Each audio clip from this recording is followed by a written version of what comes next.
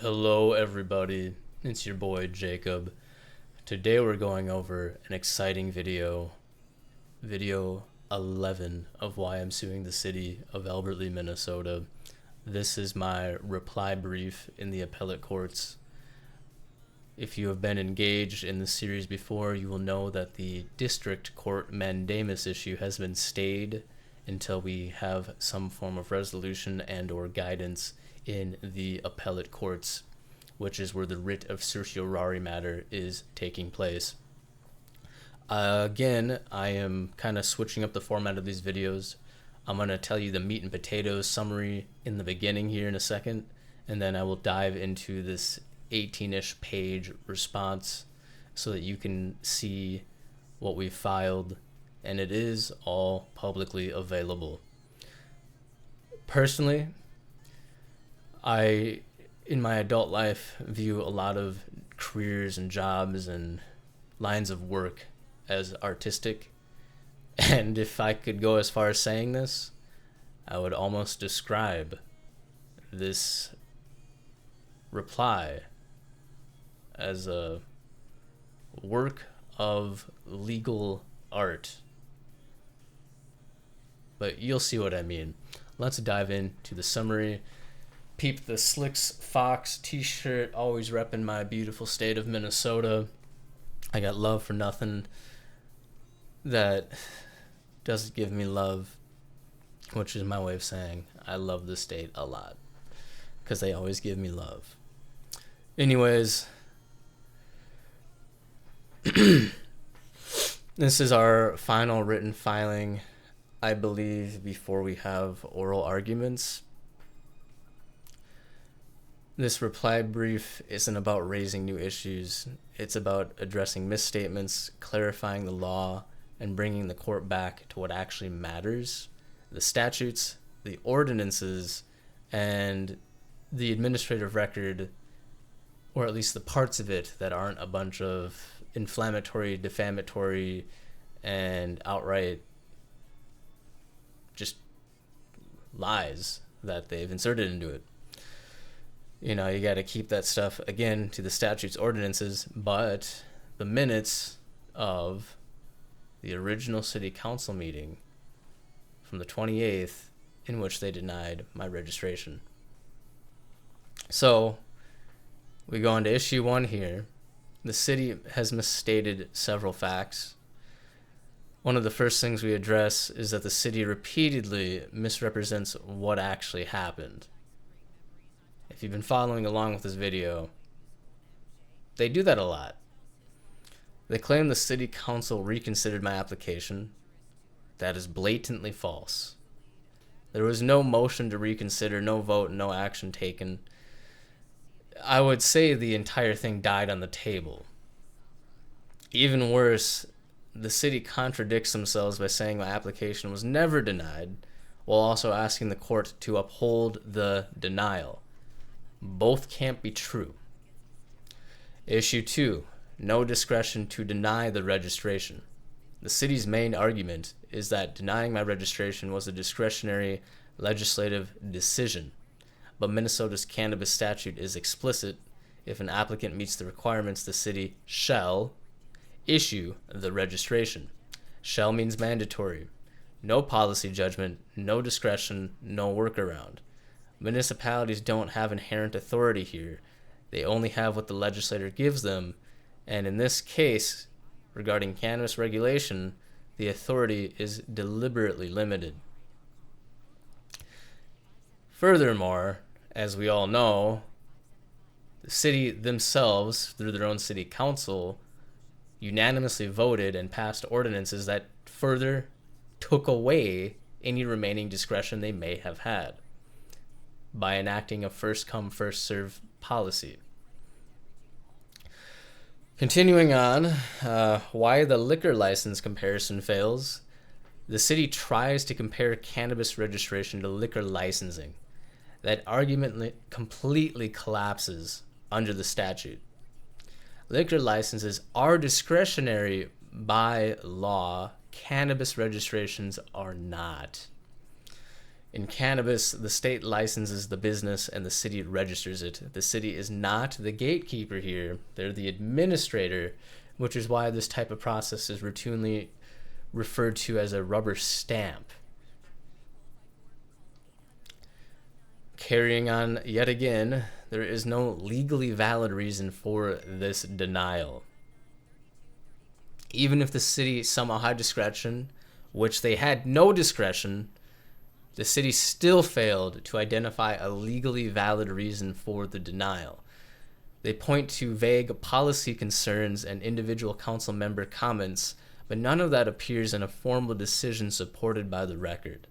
Minnesota law requires reason to be stated at the time of the decision and supported by evidence. That didn't happen here. Instead, what we got was the city going on crazy tangents about how they disagreed with how state legalization happened, particularly at the state level. They still had several years to do something about it. And in fact, they actually delayed their issuance of cannabis ordinances at the city level back in May of, I believe, 2024, and then I think passed the ordinance in May of 2025. I went over that in my first video where I went over the timeline that led up to all of this, the background. So they had a whole extra year to figure their shit out and still messed it all up. So let's go over why remand is not appropriate. The city asked the court to send the case back so that they can try again.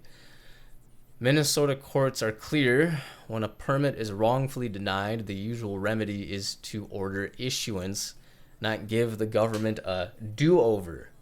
Remand can't be used to invent new justifications or apply rules that didn't exist at the time, which is exactly what the city is asking for. And the law forbids it. This is worded in a funnier way. I don't know if it was me, my dad, or my attorney, or someone else who said it, but the city is essentially asking the judge to save them from themselves. Yeah. That's crazy.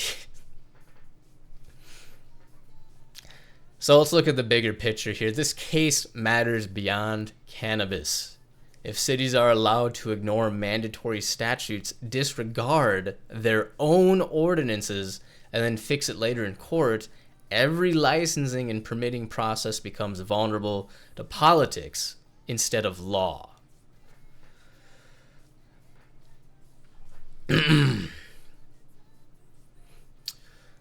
So the reply brief asked the court to do something simple. Enforce the law as written. The city violated state law and its own city ordinances. The proper remedy is reversal and issuance of the registration. And I'll be sure to keep you all posted as the appellate court moves forward. Thank you so much for sticking with me. Like, share, sub, comment below with any questions. I'll be sure to answer them as best as I can. Ultimately, that's that for the summary. I'm now going to dive into this again. Let's switch cams. There we go. Here is the cover. Here's our table of contents. Certification of brief length, table of authorities. We have the arguments here. 1. Respondents misled the court about the facts of the case before it. 2. Respondents had no legislative discretion to deny my application for a cannabis registration. 3. The only remedy for respondents' brazen violation of law is an order to issue the registration. 1. The proper scope of the court's review is of the July 28th denial, not the August 11th failure to reconsider the denial. And don't forget, they stacked the deck against me and put me on the docket for new business, not old business, and then put me behind everyone else when it came to the new business docket, even though I was first by several weeks. Carrying on. Number 2, respondents could not violate their own ordinances merely because they now say they might have enacted different ones. 3, respondents cannot describe a proper basis for their decision to deny my application for registration, much less show one supported by the record. 4, the court should issue the registration, not remand, for respondents to justify the denial. Conclusion. So here's the certification. You don't need to care about that. Here's some case law. If you are a lawyer, obviously this will hopefully help you if you're taking up a similar matter. If you're a business owner in a similar situation, feel free to Google some of this stuff, but ultimately you're going to want to give it right to your lawyer. And then here are the relevant statutes. So argument. The city argues that they had the discretion, whether legislative or quasi-judicial, to ignore state law and their own ordinances to deny my application for registration. As a backup, they argue that the court should remand the matter back to them. These arguments fail. Respondents had no basis upon which to deny my application, and the proper remedy, is the usual remedy of reversal for respondents to issue the registration.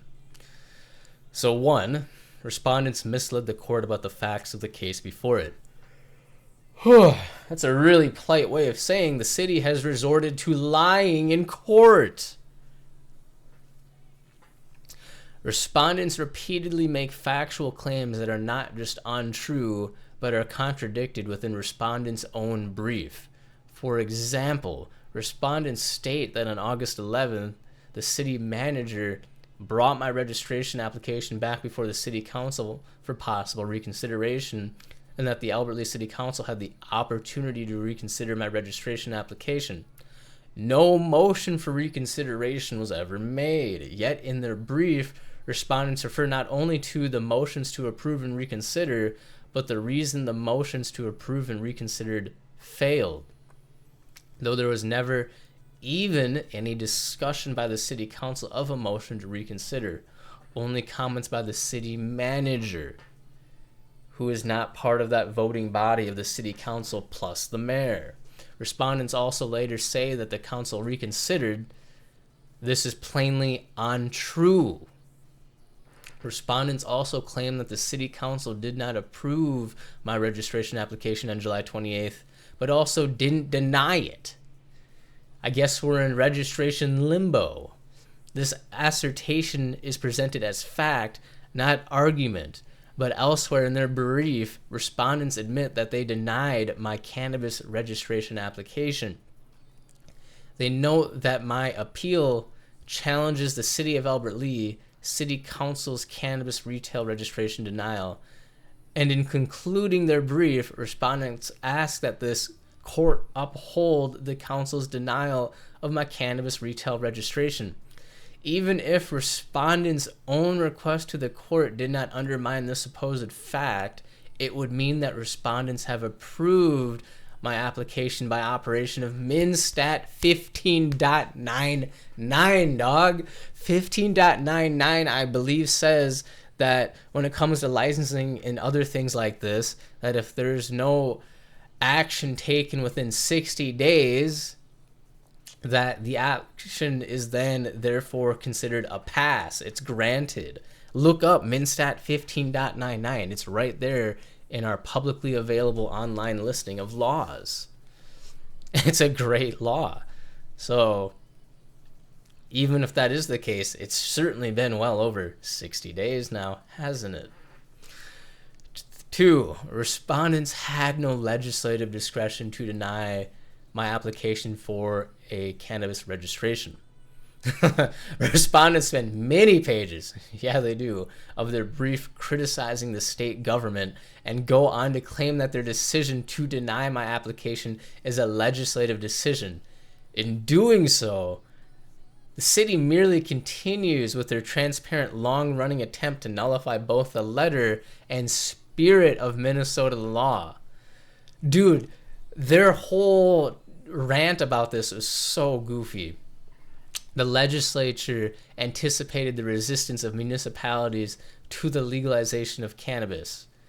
As a result, the legislature enacted Minstat 342.13. Oh, excuse me. A statute entitled Local Control. We've gone over this before in the first video, if you recall.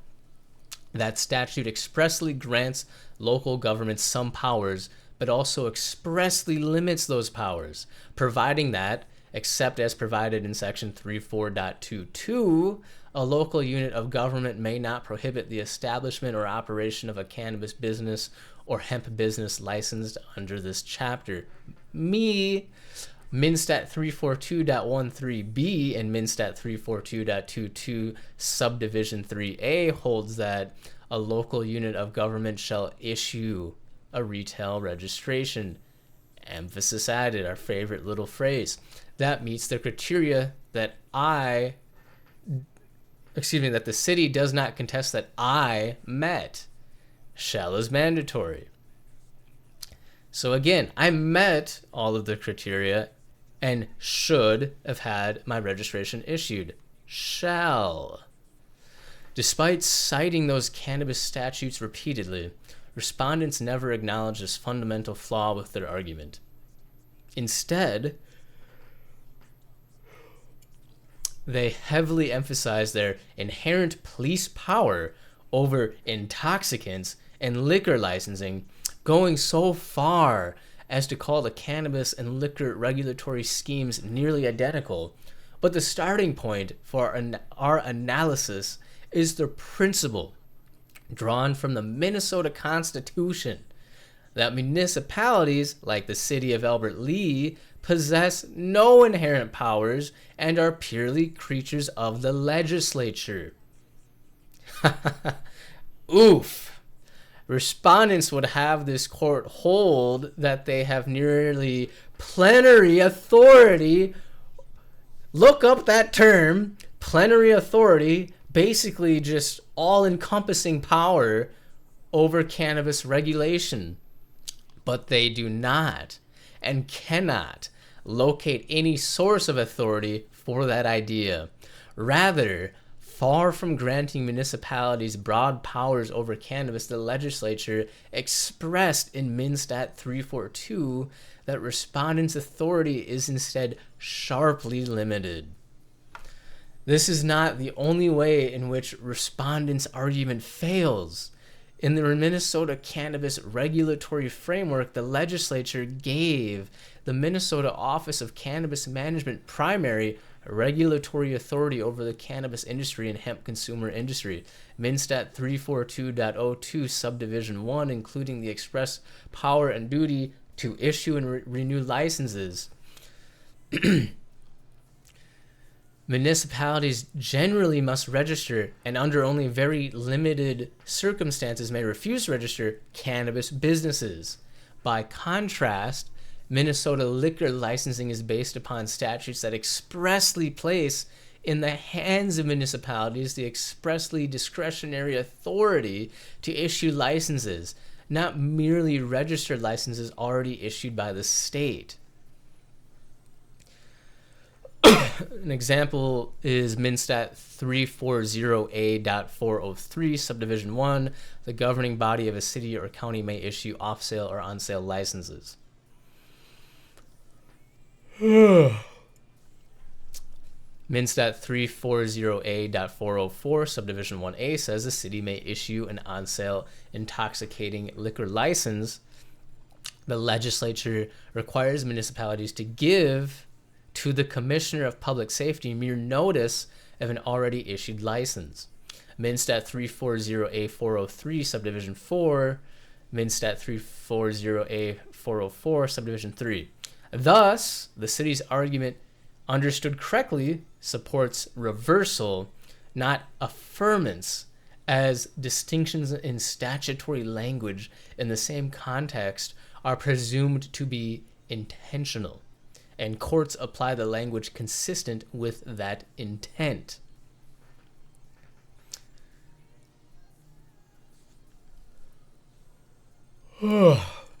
Despite the pages of argument that respondents' brief devotes to the idea that respondents' denial of my application was a legislative judgment, respondents never link their supposed ability to make legislative judgments in this realm to any provision of Minnesota statutes that gives respondents ad hoc discretion in issuing cannabis registrations. Respondents may have some legislative discretion in choosing by ordinance how many cannabis registrations to grant and how to grant them. Minstat 342.13H, but nothing respondents cite to even suggest, much less holds, that having established such an ordinance implementing Minstat 342.22's shall issue mandate, respondents may choose to violate that ordinance at will. In fact, the opposite is true. Minstat 342.13I provides that if a county has one active registration for every 12,500 residents, the minimum, a city or town within the county is not obligated to register a cannabis business. By necessary reverse implication, then, when a county does not have one active registration for every 12,500 residents, as was true when I applied for my registration, a city or town within the county is obligated to register a cannabis business. Does that make sense? Hit me up in the comments below if you have any confusion. Essentially, since I was the first in the state, actually, and there was no other businesses set up, or I should say, having applied to the city, that they have to issue by registration due to the shall issue mandate.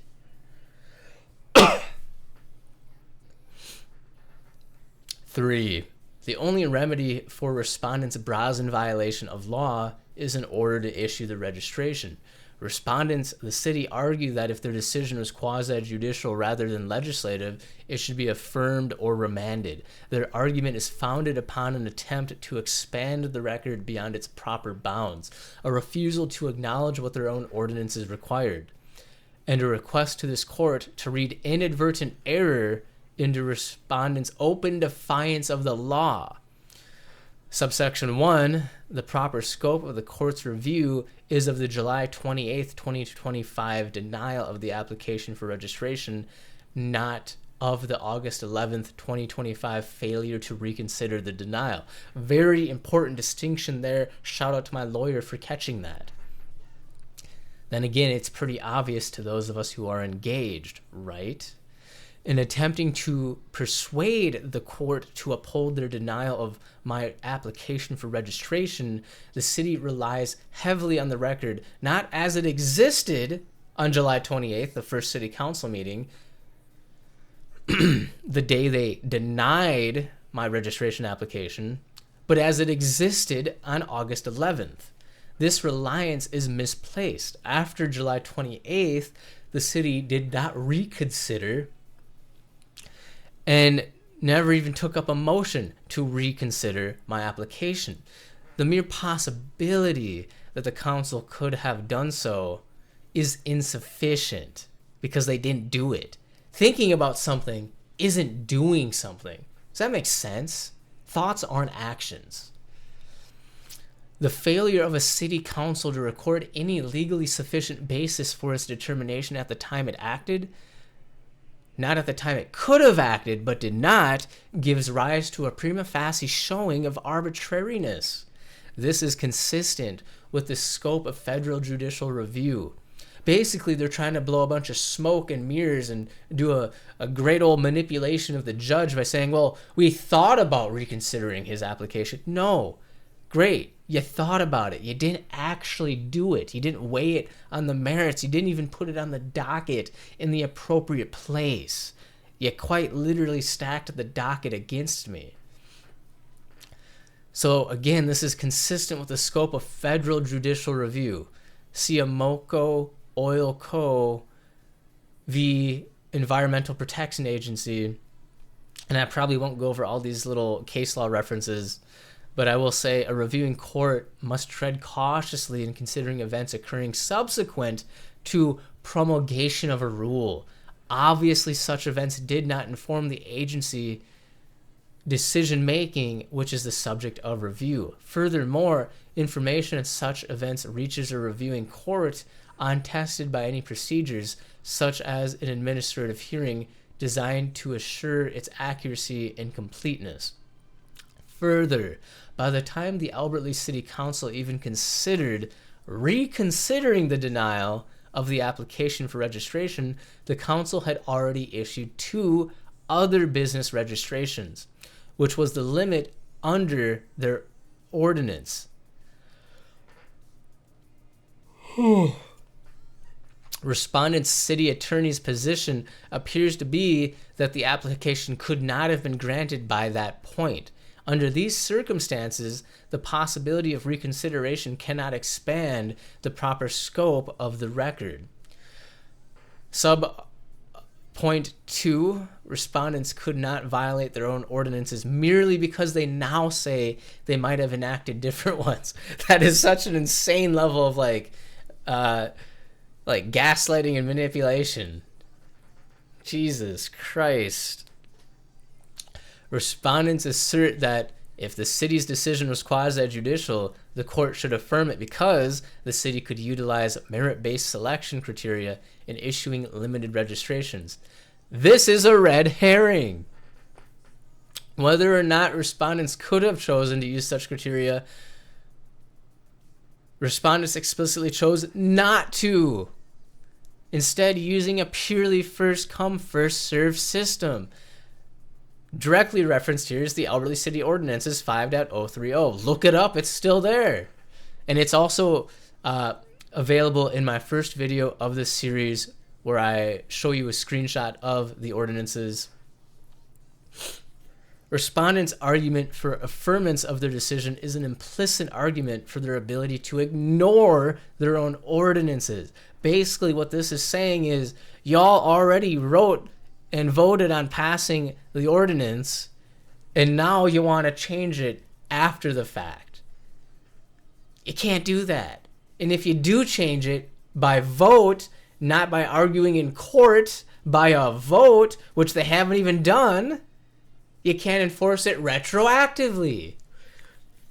In fact, I witnessed this firsthand because at one of the city council meetings, I think the May 2025 one, where they passed a lot of these ordinances, they were kind of professionally chewing out the butts of a local tobacco shop that opened up downtown, and the city didn't realize that they didn't have setbacks in place. So they enacted them at that meeting so that a cannabis business couldn't do the same thing, or that tobacco shop couldn't convert to a cannabis business.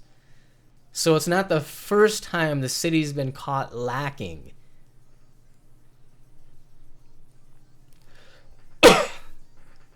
Where were we?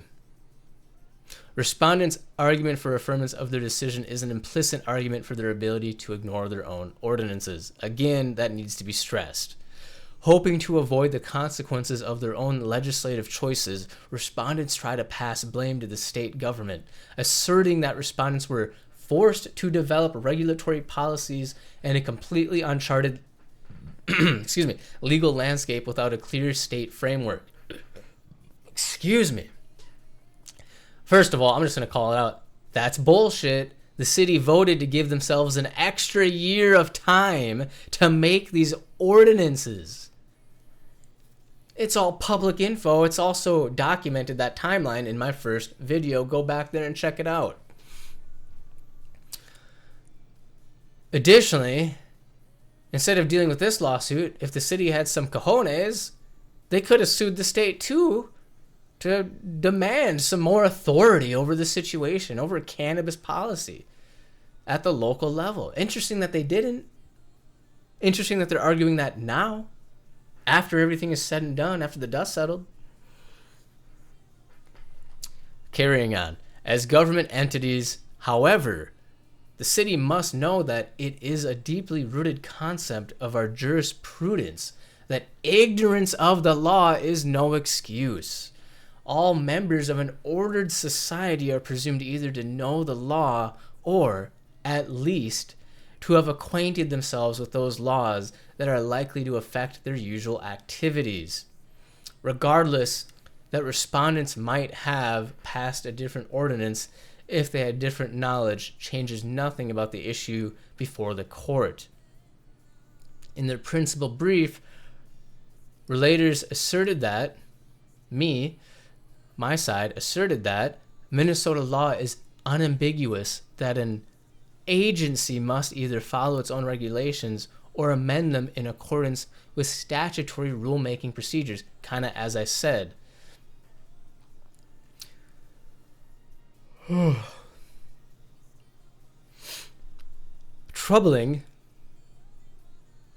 Troublingly, I should say, it is not clear whether respondents agree with this.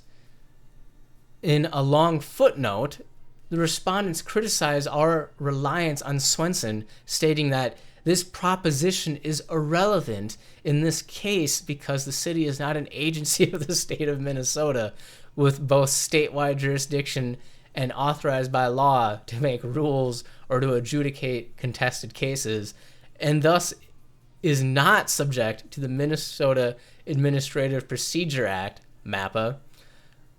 The city do not suggest that MAPA applies here, but see no reason to believe that this rule is exclusively a creature of MAPA. After all, the MAPA scope of review is similar to the common law scope of review and certiorari. Nor do respondents cite to any authority that suggests that they may ignore laws they have created without amending those laws, as I previously mentioned. Further, respondents never discuss and certainly do not distinguish Hamline Midway Neighborhood Stability Coalition versus City of St. Paul, in which this court held that a city's action in issuing a license was voidable for failure to follow proper procedure, a nearly identical proposition. Subpoint 3, respondents cannot describe a proper basis for their decision to deny relators' application for a registration, much less show one supported by the record.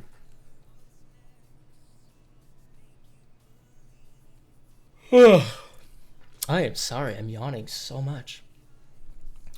As relators have explained, respondents did not have the discretion to deny my application for reasons not found in MinStat 342.22 Subdivision 3 or their own cannabis ordinances. Even if respondents did have such discretion, which they didn't, they cannot show that they denied the application for a legally sufficient reason. Their reasoning was, and should always be, that they hated the state. That's it. They had issues with the state. Anything after the fact was them trying to insert an argument that they didn't make at the time, which is manipulation. That's it. And if people can't see that the government is openly manipulating the public, then I've got some oceanfront property to sell you in Iowa. In their principal brief, relators noted that respondents are subject to well-established statutory and judicial requirements to explain their decisions in the zoning arena, citing MinStat 15.99 and case law requiring the recording of legally sufficient reasons for the denial of a zoning request that are factually supported in the record. It's got to be a legally sufficient reason, not just opinion, not just defamation. Respondents do not contest this. Neither, however, do they demonstrate that they complied with either of these requirements. Respondents assert that the record flatly contradicts my claim the city council failed to provide a statement explaining this decision, but provide no citation to the record for that assertion. They then assert that the council members voting against the registration clearly articulated a multifaceted rationale for their opposition based on broad policy concerns. What a load of bullshit. Such as preservation of local autonomy, constituent and community concerns, and administrative inequity. But none of these are legally sufficient reasons under either Minnesota law or their own ordinances to deny a compliant registration application, nor are individual council members' articulations of their separate reasons for their votes adequate to justify a municipality's quasi-judicial decision.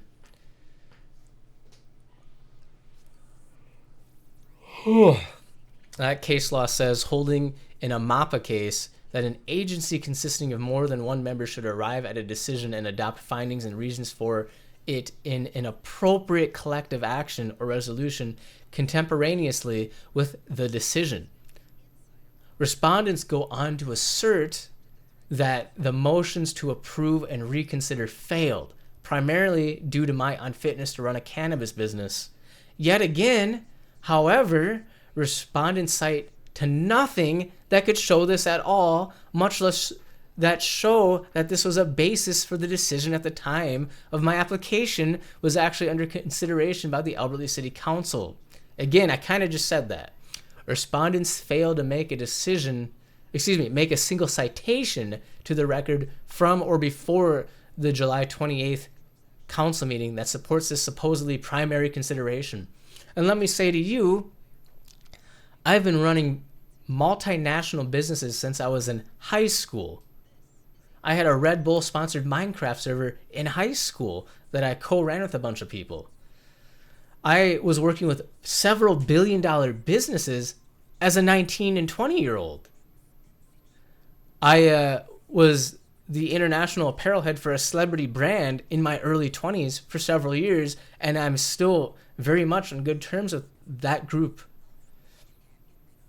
I've worked with several big businesses in the state, nationally and internationally. Some of the biggest billion-dollar companies you can think of. Several of them are household names. All you gotta do is look me up. I would think I am uniquely fit to run a cannabis business. I don't want to be around children. I don't want to be around anyone that's even under 18, even under 21. I don't give a shit. Those people are too young for me nowadays. Basically, unless you're like a grown-ass adult that can legally buy a drink, or cannabis in this case, I probably don't have any reason to talk to you. And even then, I've always been more comfortable chatting with people much older than me. As a child, I was that kid that got along with all the adults. And that is a crucial lifelong experience that has made this oh so confusing for me at a personal level. It's kind of like Mean Girls. She said in the intro of Mean Girls that she kind of grew up around adults that just always trusted her and treated her like an adult as well. So did I. And now to have a city outright defame me and attack me is just mind-blowing. I grew up respecting the law. I grew up looking up to judges, officers, and the city officials. My fucking dad was a city employee for several decades. So to have this occur is just mind-blowing and has completely reshaped my worldview on these types of things. Carrying on. Subpoint 4.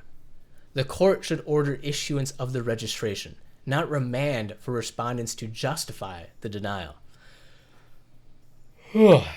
As a final argument, respondents ask the court to remand the matter to them rather than ordering the issuance of the registration. Quoting from Living Good, they acknowledge that in cases where a governmental body denies a permit wrongly, the general rule is to order issuance of the permit. They argue, however, that the general rule should not be applied here because if they erred, they did so by having applied the wrong legal standard. Fucking idiots. As discussed, supra, because respondents cannot show that they applied the wrong legal standard, they cannot show that this court should reach a result other than the usual one. The record is extraordinarily clear that, far from misunderstanding what the law required of them, respondents understood perfectly that the state and local law required them to grant my application for registration. And let me really stress that, because in that July 28th city council meeting, both the city attorney and city manager literally said they have their duties. Rather than follow that law, respondents defied it based on their policy disagreements with the legislature and their regret about the legislative choices respondents had already made. In attempting to persuade the court to issue an open-ended remand rather than simply ordering the issuance of the registration, respondents rely on the need for this court to preserve the separation of powers and ensuring the proper governmental body remains the final arbiter in the first instance. But this consideration surely holds little, if any, weight when a court reviews a decision of a government body made in open defiance of state law. Respondents seem to suggest that they might change their ordinances, but do not assert that they have done so, have immediate plans to do so, or describe just what changes they anticipate to make. In fact, they've had several months to make changes to the ordinances and haven't made any. Rather, they claim that because of the special circumstances at issue here, the court should permit the city to apply then existing legislative policy on remand. It is not clear, however, what special circumstances respondents believe to exist here, nor is it apparent what relevant new legislative policy will exist on remand. Excuse me. Excuse me. Further, respondents' request for a remand so they may apply current policy, ordinances, and updated OCM guidance is not authorized by case law. Even where remand is appropriate, it is a narrow and disfavored remedy permitted only in limited circumstances to allow an agency to address issues that were properly before it at the time of its decision. See Interstate Power Co., the Supreme Court has expressly cautioned that remand may not be used to supply post hoc rationalizations or to permit a governmental body to justify a prior decision on grounds not articulated in the original record. Rejecting remand that would allow the agency to shore up its decision with new reasoning. Here, respondents seek precisely that, what Interstate prohibits, an opportunity to consider my application under newly developed policies and guidance that did not exist and were not applied when respondents acted on July 28th. Minnesota law does not allow a municipality to cure an unlawful denial by changing the rules after the fact. Because respondents failed to deny the application on grounds recognized in statute or ordinance based on the record before them at the time, remand is neither lawful nor appropriate. Finally, respondents claim that they cannot reallocate registrations away from a party holding an existing interest in a registration when they are not parties to this action. Respondents thus raise the specter that a remand will be futile and that they will simply rely on their two-registration limit to deny my application again. In addition to the manifest injustice of such an outcome, relators are entitled to a certain remedy in the laws for all injuries or wrongs which I may receive to his person, property, or character, and to obtain justice freely and without purchase, and completely and without denial, promptly and without delay, comfortable to the laws. Min Constitution Article 1, respondents were plainly aware of the illegality of their actions and chose to grant other later in time applications for registration rather than my first in time application ending up with more registrants than they had hoped for is merely the natural and probable consequence of respondents' own choices. Conclusion. This case is troubling. Respondents do their best to keep the court from reaching the obvious conclusion that, in denying my application for a retail business registration, the city willfully violated state and local law based on political considerations. That is behavior that this court must correct. This court should reverse respondents' decision to deny my application and order the respondents to grant my application and issue my cannabis retail business registration. Signed January 6. there you have it, folks. Again, I consider this a legal piece of art because they did a phenomenal job. A phenomenal job of locking in the city into their contradictory, hypocritical, defamatory, discriminatory, and outright false statements and arguments. I look forward to our oral argument and our day in the appellate courts. Stay tuned, like, share, and sub, and feel free to ask me any questions down below in the comments. I am hoping you are all having a wonderful new year and new year season, considering this isn't the only New Year's at this time of the year. I hope it's bringing with it much favor and fortune towards all of you. And I want to remind you all that this is your year, and so is the next year, and so is the next year, and so on. You got this. Go kick life's ass. And remember, just because you're down, you're not out. Peace.